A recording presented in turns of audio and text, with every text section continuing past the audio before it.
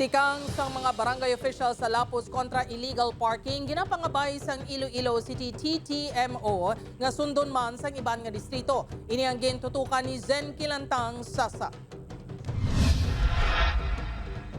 Sa pihak sang agresibo nga operasyon sang law enforcement team sa mga naga-illegal parking, may pila sa gihapon ka mga truck ang nagapasaway sa dalan.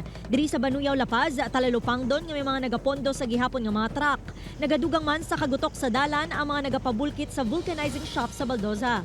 Sunod sa Iloilo City TTMO, madamo na sang natikitan ang traffic enforcers nga mga naglapas sa illegal parking ordinance. Ginapangabay naman ang iban nga distrito nga sundon ang mga inisyatibo sang ABC Lapus District kontra on-road parking. In-request pa nato ni magpatawag ang EBC Haro. Kahit ang radial, ang si circumferential road, ang postal, daw nakita nato nga dito nag-transfer no, yung mga truck na ginagamit naman na parking ang iningaton ng mga national road. Ginatipon pa sang ICTTMO ang numero sang apprehension sang team. Natalupang man sa mga traffic personnel nga magluwas sa mga truck kag trailer. Nagbalik man ang private vehicle sa pagpasaway, pareho sang salakyan, tricycle, motorsiklo kag e-bike.